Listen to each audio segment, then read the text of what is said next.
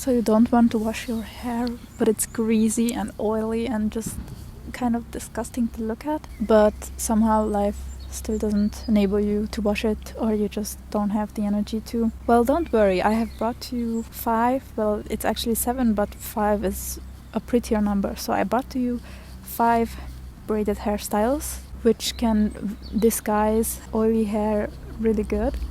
That means your hair still looks like it's, well, not the freshest, but it still looks fresher and less oily. Hi beautiful people, my name is Alora, and in this video you will not have to wash your hair. Instead, you will have to spend hours on some braids to conceal that you did not wash your hair. I hope this helps. So I have brought to you 5 different skill levels.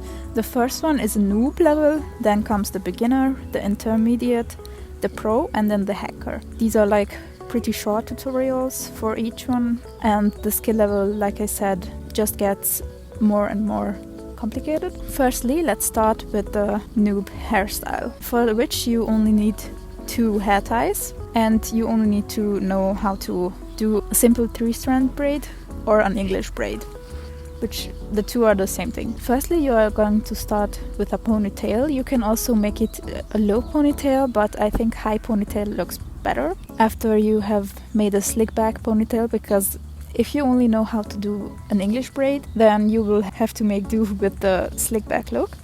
So you will do a slick back ponytail and then braid that ponytail, essentially tying it off at the end.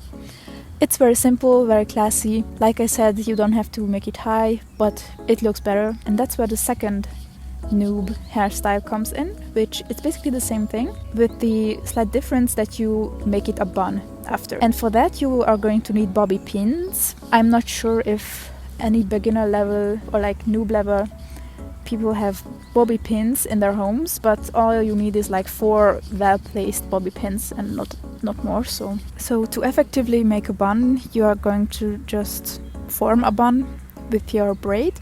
Try to tuck the end under itself as much as you can. This also depends on how long your hair is.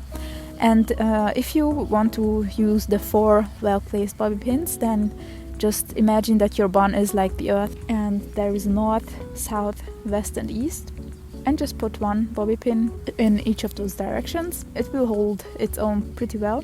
Also, if you do a bun, you don't have to make it a high ponytail.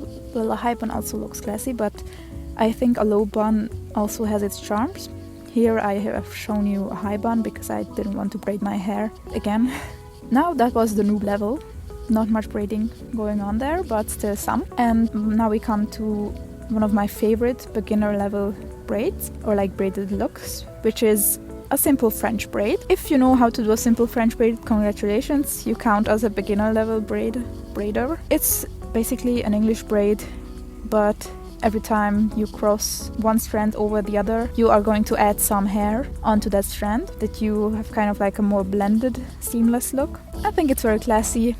Very elegant, even though it's pretty simple, but you don't see that many people going around, like walking around with it. And it disguises the oily roots very well, because at the back of your head, it aren't even the roots that the people see, but in the braid, like your hair, which isn't as oily normally as your roots. And what I really love to do, which is the second beginner hairstyle, is just make this French braid a French bun. So just make a bun. It's just basically the same thing as the noob bun, so you can also do it with only 4 bobby pins. The only difference is that it looks much classier and much more elegant. I'm not kidding, you could probably wear this to prom and nobody would guess that it's such an easy hairstyle. That was it for the beginner hairstyles. In come the intermediate. There's only one intermediate hairstyle, which is actually pretty mainstream a while ago, like 2-3 years ago. And it's the double Dutch braid, which is like used to be a go-to summer hairstyle for girls. I'm not sure which year, like 2020. It's an intermediate hairstyle because firstly it's a Dutch braid, which is basically just an inverted French braid. So instead of crossing the strands over each other, you cross them under each other. But it's also more complicated because you are doing 2 braids instead of 1. For that, your braids must be pretty tidy and neat, not like overly, but somewhat. You also have to pay attention to your part, that it's straight and that it's in the middle. Otherwise you will end up with two braids which are of different thickness, which is not preferable. After you are done with your braids, for me it takes usually about 5 minutes to do both of them, so like 2.5 minutes per side. After you're done, you can fluff the braids out a little bit so that they look a little fuller. But just remember, the more you fluff them out, the more fuller they look from one side, but the more one-dimensional they become from the other. So on one side they will look like these fluffy giant braids, but also they will have no thickness to them. Make sure you have the desired thickness, but also the desired fluff. That was the intermediate level. Now we come to the pro level hairstyle, which is actually not that pro when it comes to technique. It just takes more time to do it, and it's like a bit fancier hairstyle. Firstly, you're going to part your hair down in the middle, and then at the back of your head you're going to make like a triangle down the sides of your neck, so that you have a triangle at the back of your neck. This triangle you are going to tie up into a ponytail. Don't worry about the thickness of it, it depends entirely on your hair. Like you can see, I have a little rat tail. It's like basically nothing, but it's okay. We are going to braid it, just a simple English braid, nothing fancy. After you have braided it and tied off the end with an elastic, you can fluff it up. Don't worry about it being too one-dimensional. You need to fluff this up a lot. And after you're done, you are just going to make like a tiny bun at the back of your head. This will like symbolize where your bigger bun will be. You don't need many bobby pins for this, only like 2. I use 2 because my braid, like you can see, is very small. After that, you are going to take one side of your hair and you are going to make a Dutch braid, but it's not any ordinary Dutch braid. Instead of going with your arms over your head like you did with the double Dutch braids earlier, you are going to keep them under your head, which is going to enable your braid to not go over your head but at the side of your head, kind of like a crown, or like more like a crown and less like... So you are going to braid, and one time when you get to the back of your ears and you still have hair, you are going to need to switch the positions of your hand to make it more comfortable, so that you have to switch for them to go over your head, which can be quite tricky because you have to like remember where each strand was and which one comes next and where you still have hair, because your whole perspective changes kind of as you braid. I can't really explain it, you have to do it yourself to figure it out. And after you've made that switch and reached the end of your section, when you have no more hair to braid in, then you just braid to the ends and tie it off. Make sure that if you're on the right side, that you continue braiding as if the braid were to go on the left side. So you braid in that direction. That is very important. And the same with the other side. You keep your hands under your chin or like under your head and braid, and then switch positions and then braid to the end to the other side. After this you have 2 braids and a very small bun. You can fluff out the 2 braids. You also don't really have to worry about them being too one-dimensional because they are going to form a bun together. You are going to crisscross them over the small bun and then wrap them around from different directions, like you can see how I do it, and then try to hide the ends under each one. For this you are going to need more bobby pins than 4. I can tell you that much, but make sure you secure the bun and that it has very little air in it. And after you're done, you will look like a Greek goddess. Looks very pretty. This is actually one of my favorite hairstyles when I don't feel like washing my hair. It also distracts so much from like your actual roots. I got complimented on this hairstyle before by like total strangers. They were like, "Oh, I could never do this with my hair. It looks so good." And I'm like, "Ah, thank you. I actually just didn't want to wash my hair, so I'd rather like spend 20 minutes on braiding it than 40 minutes on washing it." Well, to each their own. Now we have come to the hacker category, which is also not very hard on the technical part. Well, technically it's only a Dutch braid, but if you look at it, it's a crown braid, which means the Dutch braid wraps around your whole head, and it's a lot more difficult to do, like prettily and like correctly than one would think, because one time, like at one point, you are going to need to braid upside down. Firstly, you have to start with a very deep side part,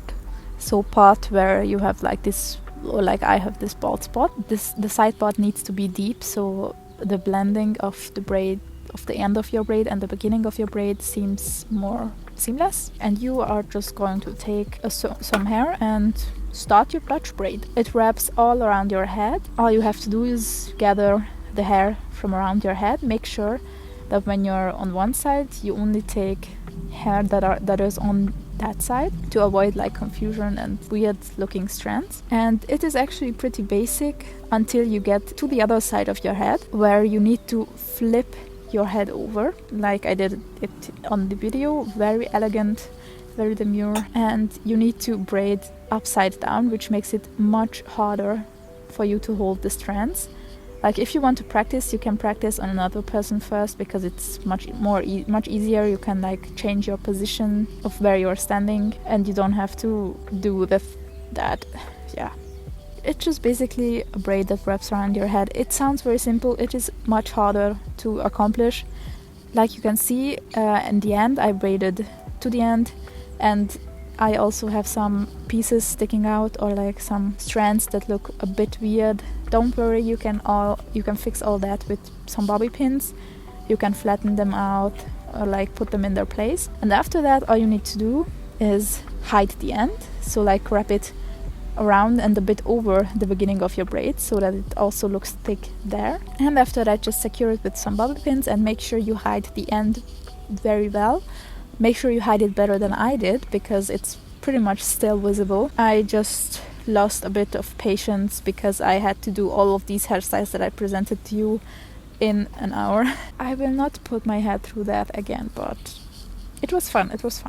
So this was the hacker hairstyle. It also looks very classy, very elegant. This is like probably the one hairstyle that I would wear out a bit less than the others, but I would also go out with this hairstyle. But I would also go out with any hairstyle. So social anxiety does not interest me when it comes to classy and over-the-top hairstyles. You have seen my 5 or like more like 7 hairstyles, each increasing in difficulty. I hope you liked this video. I hope I could help you hide your oily ends instead of going through the trouble of washing your hair, your oily roots, I mean. I hope you liked this video. If you did, please leave a thumbs up and comment down below which one your favorite was, or which skill level you are at. And comment down below if you are interested in more braiding videos, or if you would like more tutorials, like more in-depth tutorials on how to do each braid, like not the specific hairstyles but the specific braids, like Dutch braid, French braid, fishtail braid. So just write down your opinions in the comments, and make sure that if you appreciate the video that you also show it to me that you appreciate it, so that I can make more. And yeah, keep shining, people. It was Alora speaking, and see you all next week. Bye!